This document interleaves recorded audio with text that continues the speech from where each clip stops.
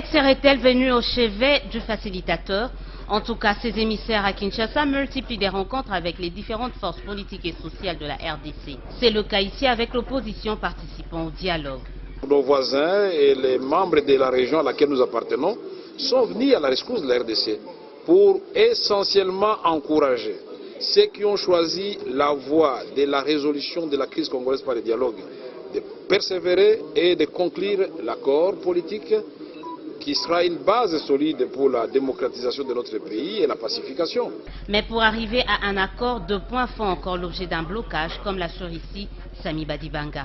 Notamment la gestion de la période intérimaire, la question concernant l'impossibilité d'avoir un référendum ou un changement, ou sinon une révision de la Constitution.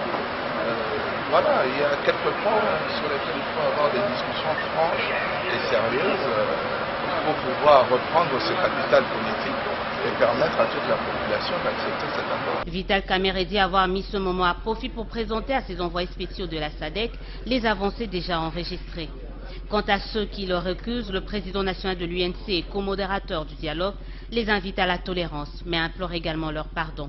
De la fin du dialogue, cette opposition préfère plutôt appeler à la patience des uns et des autres pour un meilleur résultat dans l'intérêt du peuple congolais, a-t-elle conclu. Conduite par Aubin Minakou, cette délégation de la majorité présidentielle a échangé avec ses délégués de la SADC autour de deux points.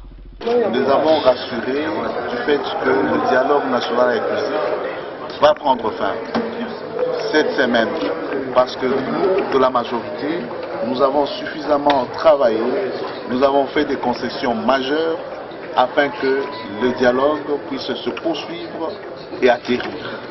C'est ce qui sera fait cette semaine. Donc nous avons rassuré et je suis heureux de constater qu'ils souhaitent effectivement que nous puissions aller de l'avant. Voilà. Deuxièmement, nous avons échangé sur les fameuses dates du 19 et 20 septembre dernier. Et à ce propos, nous avons tenu à leur expliquer la chronologie des faits. Le secrétaire général de la majorité se veut confiant quant à l'inclusivité du dialogue plaidé par certains. L'accord tel qu'il est libellé jusque-là prévoit une ouverture, comme les conventions internationales.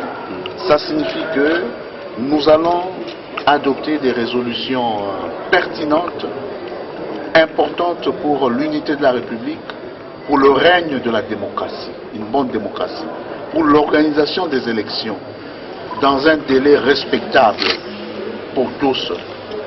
Mais puisque ces résolutions sont pertinentes, sont utiles pour la République, nous avons prévu une clause d'ouverture.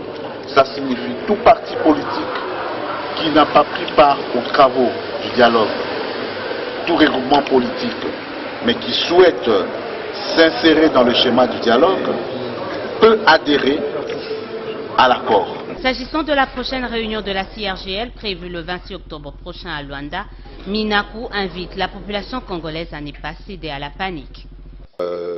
Invité par l'organe paix et sécurité de la SADC, qui est présidé par la Tanzanie, avec deux adjoints que sont l'Angola et le Mozambique. Et il nous a été donné l'opportunité de donner les positions du rassemblement par rapport au processus qui est en cours dans notre pays. Et donc ils en ont pris bonne note. Nos positions sont connues, ce sont des positions arrêtées lors du conclave. Nous avons noté qu'après réflexion, ils vont poursuivre ce contact. L'opinion se rappelle que lorsque nous avons arrêté nos positions, nous avons indiqué que nous voulions un dialogue véritable qui mettrait en scène la logique qui se développe actuellement à l'Union africaine avec nous autres, de manière à pouvoir arriver à un entendement commun qui permette donc de respecter la Constitution dans notre pays et d'aller dans l'apaisement vers donc des élections que tout le monde attend. Donc voilà, nous sommes dans ce processus-là. Il nous semble que ce qui se fait maintenant est positif, puisqu'il s'agit de la navette en réalité qu'ils font entre les uns et les autres. Gageons qu'il va en sortir donc la convocation de ce dialogue. Le compte du courant nationaliste de l'opposition au dialogue, nous avons tenu à remercier la SADC pour lui faire comprendre que tout ce qui est fait sans nous est contre nous. Nous sommes contents que l'initiative africaine respecte notre dignité parce qu'ils nous contactent avant d'agir, contrairement à ce que font les capitales occidentales qui parlent de nous comme de leur colonie. Ça, c'est la première des choses que j'ai tenu à souligner. La deuxième est que nous avons fait comprendre à la SADC que la RDC c'est comme un sous-continent, c'est comme l'ensemble de beaucoup de Gabons mis ensemble, donc, et chacun a son Gabon. Donc chaque groupe a le coin qu'il maîtrise. Il n'y a aucun groupe qui maîtrise l'ensemble de la République. C'est pourquoi il faut tenir compte du point de vue de toutes les sensibilités. Personne ne peut dire, ou un groupe peut dire qu'à lui seul il a tout le peuple. Chacun a une portion du peuple. La preuve est qu'à l'Assemblée nationale, il n'y a aucun parti qui est capable seul à diriger, n'est-ce pas, la République. Voilà pourquoi il faut un accord inclusif. Nous ne sommes pas contre le commandant Caméré, nous sommes contre sa façon de faire. Il n'a aucun pouvoir de nommer les gens dans la délégation. Il nomme qui rapporteur, qui porte-parole, de quel droit.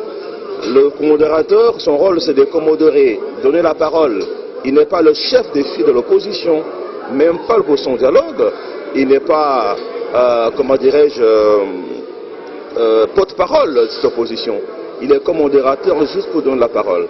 Alors ici dans le luxe de choisir les gens pour les négocier, et vous verrez dans ces groupes-là, sur 6 personnes, 3 de l'Équateur, 2 de Sud Kivu, c'est pas possible.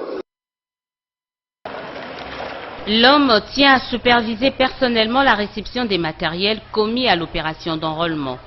Tôt le matin de ce mardi, Corneille Nangaa était à l'entrepôt où s'effectue l'assemblage du conditionnement technique des kits. 2 premiers camions avec remorque de 40 pieds qui viennent avec le matériel, c'est-à-dire les kits bureautiques qui vont être utilisés dans chaque centre d'instruction déjà conditionné. Il y a les arrière-plans pour la qualité des photos et il y a bien entendu des trépieds qui servent justement au niveau des centres d'instruction. Dans chaque kit, vous verrez qu'il y a tous les matériels bureautiques, stylos, carnets, registres et bien d'autres matériels qui servent les fiches ainsi qui accompagnent les fiches d'identification et les matériels. Ils vont être déployés à partir de ce soir. Le premier déploiement va se faire pour le reste des provinces de l'ancienne province de l'Équateur. Au total, 17 conteneurs du genre sont attendus dans les prochains jours, mais également d'autres kits, cette fois-ci des gros électrogènes.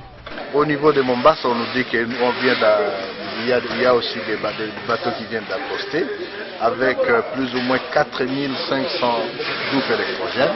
Ils vont servir à la zone Est au moment où nous attendons aussi les mêmes lois pour la zone Ouest. Mais à quand le démarrage effectif de l'enrôlement dans les autres provinces? Dans notre planification, aujourd'hui, on commence l'harmonisation de la formation ici et le déploiement de matériel.